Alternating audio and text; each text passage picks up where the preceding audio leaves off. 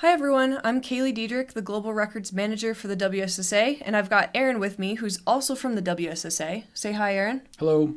We're going to look at a few relay videos, and we're going to show you the process of what we look at during video review.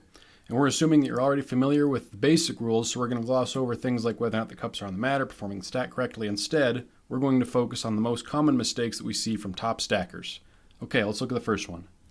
Okay, so this first video, we're going to run through it from start to finish. The attempt that we're going to look at is actually the first attempt, so I'm just going to get to where we start. Team's getting ready. Okay, so let's slow things down a little bit right here. Let's take a look at his start. So I'm going to go a few frames. I'm going to go back here. Now we're looking to see if any contact is with the cups. And now I see he's got his right wrist lifted, and there is no contact with the cups, so we've got a clean start. So now we're just going to go through the stack, and he keeps releasing in between. It's looking good. Good on the stacking. Now, the main thing that we look for in the relays is the foot exchanges, because we often see the foot faults happening here. And this is our number one scratch across the board is foot faults. It's something like 40% of potential relay records get a foot fault scratch. Yes, and so here we're looking for 3 points of contact. We want to see that the returning stacker steps on or over the line, and the waiting stacker has both feet behind the line. And we see the foot is down. Not just behind the line, but on the ground behind the line. That's right. And so we see contact on the ground from the returning stacker, and both feet are on the ground with the waiting stacker, and they're behind the line. So this is clear.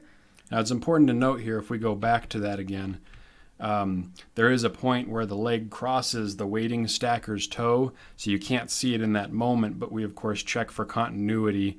And as that passes, we can tell his foot hasn't moved, and we get a clear shot of both of those feet being on the ground behind the line.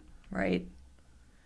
Okay, so now we're going to look at the stacking, and I see there's releasing in between each up stack, and the down stack looks clean to me as well. So here we go with the next foot exchange. Really keep an eye on that back foot in this one, because he's really up on his toe there. We often see a lot of stackers lean really hard into that release, and sometimes their back foot will lift up just before we see the returning stacker get down. Yes, so we see the returning stacker has not touched down on the line yet, but we're going to go one more frame, and here we see contact now. So you can see the leg is blocking the first foot, but we're going to keep going a few more frames to see if the foot is down. And it looks like it's down in both the front and the back. And I see that the front foot is behind the start line. So this is a clear foot exchange as well. So we're going to check the up stacking, releases in between them. The down stacking looks clean. And now here's the last foot exchange.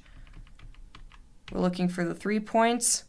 So he's not down. The returning stacker is not down yet. But now one more frame he is.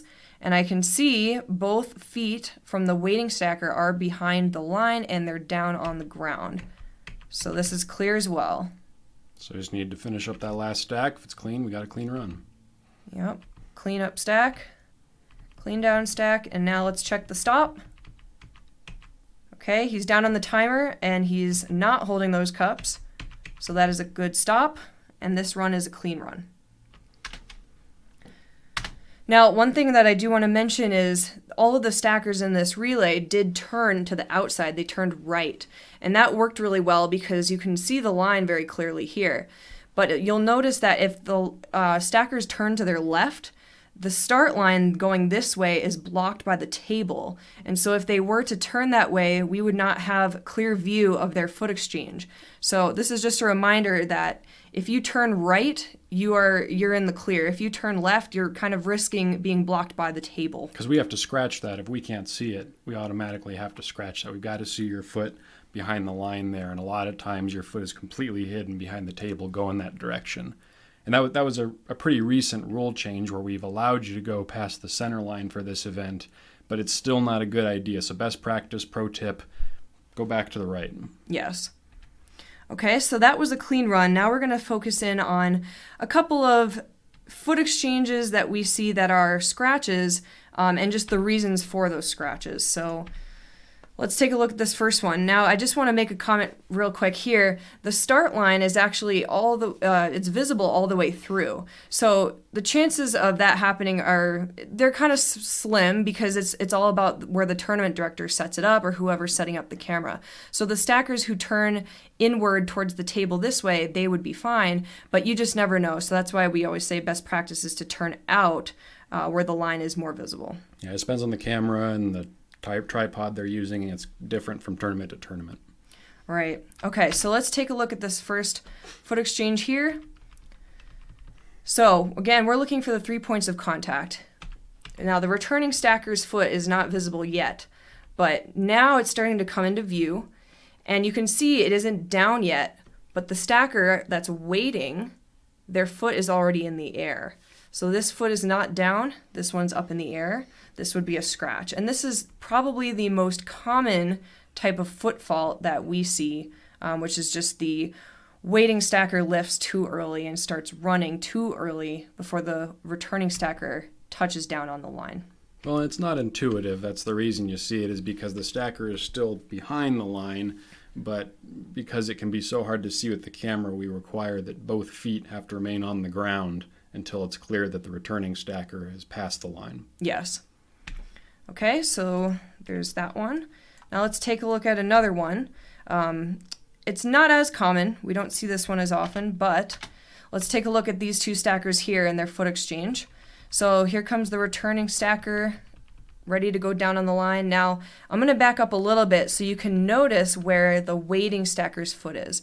It's behind the line, which is good, and both feet are touching down on the line. But as this returning stacker starts running back, he slides his foot up a little bit right here, and now he's on top of that start line. The waiting stacker cannot be on that line. They have to be behind that line. And so now as the returning stacker steps down on or beyond the line, the waiting stacker's foot is on top of that line, which is a scratch. So best practice for this is don't scoot your foot up all the way up to the line. Keeping it a couple inches back is not going to slow you down at all, but it'll guarantee a clean foot exchange. Well, that, and make sure you're in a ready position kind of beforehand. The thing is, a lot of people just kind of stand there and lean back, and then as the returning stacker turns around, they kind of get ready and they slide their foot forward as they do that. You know, get in your ready position and double check your toe before you take off. Right. So let's let him stack, and now we're going to look at one more foot exchange. And here comes the returning stacker, but he ends up running off screen, and we can't see where the foot is or where it lands. And so in these cases, we have to scratch that because we just can't see it, and we need to see all points of contact. And that one's hard, right? Because you usually say don't turn in towards the table because you may not see the line there. But turning the other way, if you go way out to the side, we also can't see that. You know, turn and make sure you get in pretty close to your teammates. That's always the best bet. Yeah, just turning in and staying really tight is the best way to go. Otherwise, you may run off screen. You just won't know. All right, I think that's it for the relay. It's mostly just the foot exchange for this one. Obviously, you have to perform the stack correctly, but we focus in on that in our other videos. So check those out if you're at all, on the fence about knowing how to do that properly. Yep. All right. Thank you, and we'll see you in the next one.